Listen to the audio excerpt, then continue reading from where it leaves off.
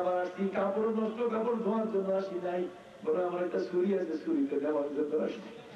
নবী বলছেন থামো, আমি তোমাকে ছুরিটা এনে দেব। নবী তার হাতে ছুরি দিয়ে দিলেন, মন্দ কিছু বললেন না। লোকটি অবাক হয়ে গেল, কিরে অন্য মানুষ হলে তো অন্তত কান ধরে একটা ধাক্কা দিত, কথা বল না, বেটা এই কাম করছো, নাপাক করে দিয়ে গেছো।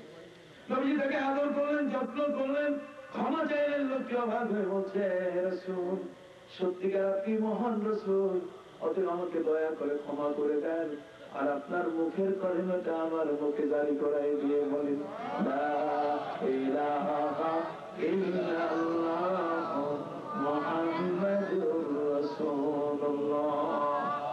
নবীর প্রশংসা আল্লাহ নিজে পঞ্চমুখ। खुदा मद है आखरी मुस्तफा बस, खुदा मद है आखरी मुस्तफा बस, मोहम्मद हामिद हमदे खुदा बस, मोहम्मद हामिद हमदे खुदा बस।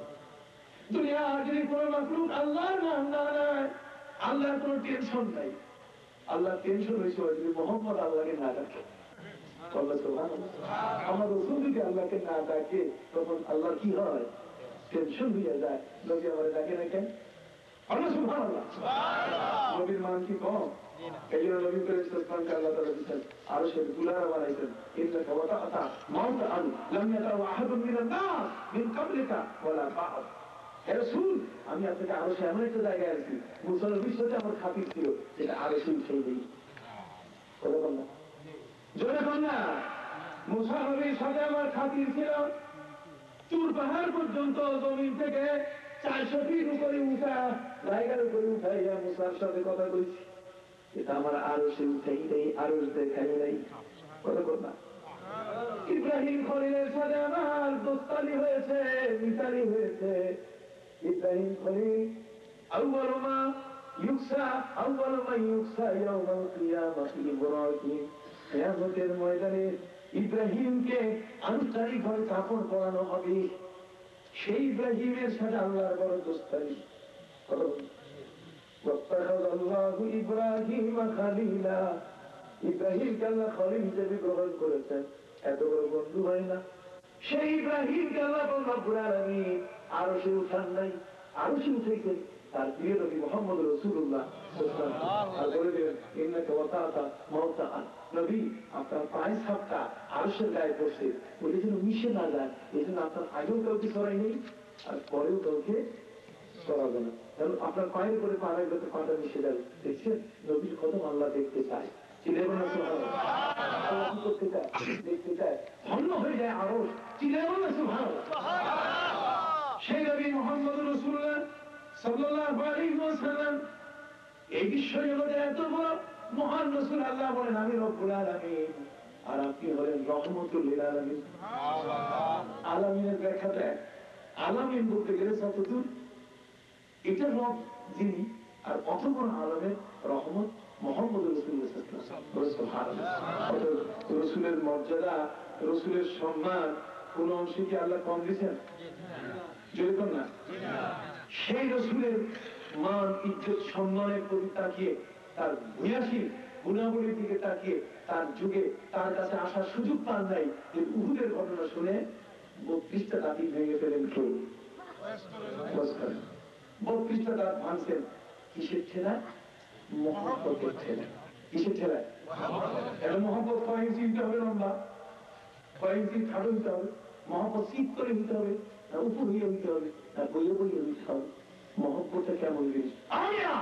রসুলের মহব্বতে বাস করলে 32টা দাঁত ভেঙে যদি মহব্বতের এখানে যদি গুনাহ না হয়, তাহলে ইয়া নবী সালাম আলাইকা দাঁড়াইয়া কইলে গুনাহ হওয়ার কথা না।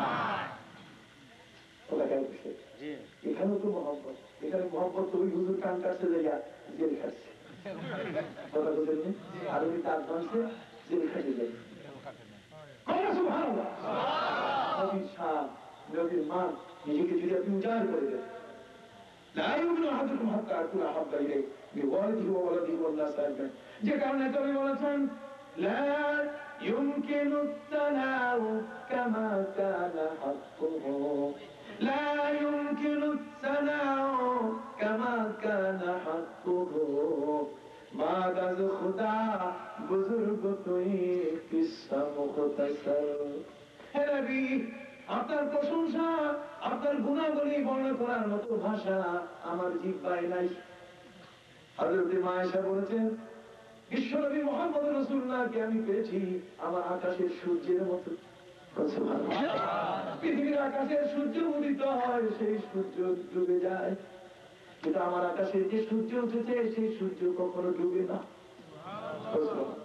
লালা শামসুন ওয়ালিল আফাকি শামসুন লানা শামসুন ওয়ালিল আফাকি শামসুন ওয়াশ-শামসু আফজালুশ শামসি সামাই উত্তম সূর্য যেটা এটা আমার আকাশে উদিত হয়েছে আর তিনি হলেন মুহাম্মদুর রাসূলুল্লাহ সাল্লাল্লাহু আলাইহি ওয়াসাল্লাম এজন্য নবীর মহব্বতে পেশাব পর্যন্ত পান করছে নবীর মুখে থুতু মাটিতে ফেলতে দেয় নাই সাহাবীরা হাতে নিয়ে গায়ে মালিশ করছে যে জায়গায় থুতু লাগছে ওরা জাহান্নামের আগুন জ্বলবে না ইটার কোন আকিদা তোমরা তো দাঁড়াইতে গেলে পান করা হয় শ্বশুর আসলে দাঁড়াইয়া কর সালাম আলাইকুম শ্বশুর এগিয়ে দাঁড়াই গেছে ওখানে ইয়ানবী সালাম আলাইকুমটা এর সাথে গুরুতর অন্যায় হয় নাই কথা বলেন নাই আসাদ মাদানী সাহেব মারা গেলেন গত 6 তারিখে 6 তারিখে 6 তারিখে মারা গেলেন আসাদ মাদানী সাহেব যেখানে ঢাকা শহরের চৌধুরী পাড়া নূর মসজিদ আসছে তুমি দুপুরবেলা বিমানবন্দর থেকে নেমে আসছে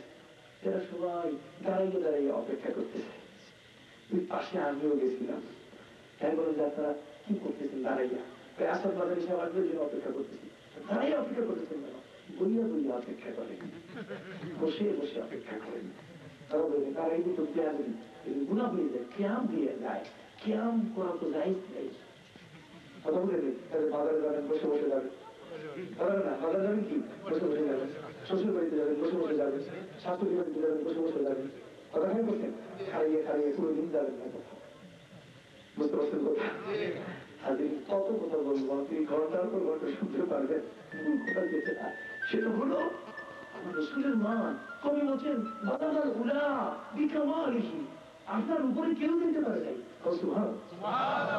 নবীর উপরে কেউ যেতে পারছে বাদাল উলা বিকামালিহি পড়েন না বাদাল উলা বিকামালিহি কাশাফাত দুলা বিজামালিহি আসলাত জামিউ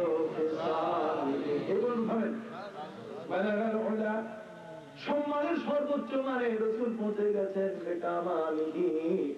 নবীর কামালিয়াতের দরজা এত বড় নবীর মান মর্যাদা সম্মান এত বড় আল্লাহ বলছেন নবী দুনিয়ার মানুষগুলোকে আমি শিক্ষা দিয়েছি আল্লাহ মাল ইনসান মা লাম ইয়ালাম আর আপনারে আমি প্রাইভেট কোচিং করাই দিছি ওয়া আল্লাহ মাকা মা লাম তাকুন তাআলাম প্রাইভেট কোচিং দিছি আপনাকে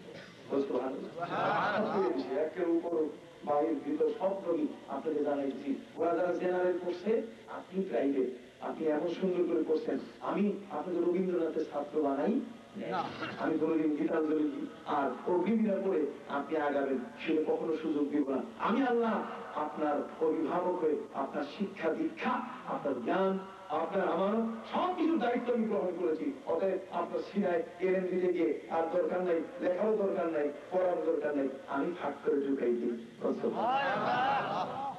এই জন্য কবি বলেন উম্মি গো সব कहते हैं फिर इल्म लदुन्नी की थी आलिम राज भरा था सीनों में कुरआन की 300 पारों का राज भरा था सीनों में कुरआन की 300 पारों का कान अरब से लाल निकल कर सरकार बना सरकारों का नाम मोहम्मद अपना रख कर सरकार बना सरकारों का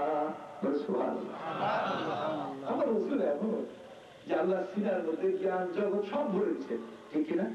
নবীজি বায়োলজি বুঝেন, কেমিস্ট্রি বুঝেন, বলবেন না?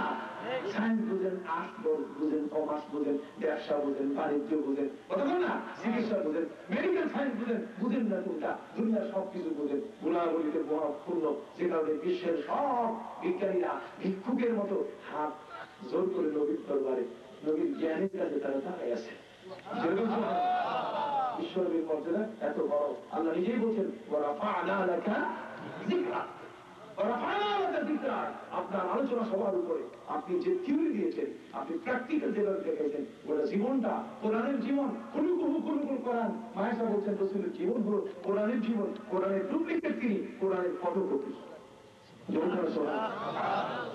অতএব সেই নবী, বিশ্বনবী মুহাম্মদ রাসূলুল্লাহ সাল্লাল্লাহু আলাইহি ওয়াসাল্লামের প্রেমে ভালোবাসায় পড়ে ওয়াইসকারণী নবীর কাছে আসতে পারেন নাই। নবীর মহব্বতে একটা দুইটা নয়, বরং 32টা দাঁত উপর নিচু করে ভেঙে ফেলেছে।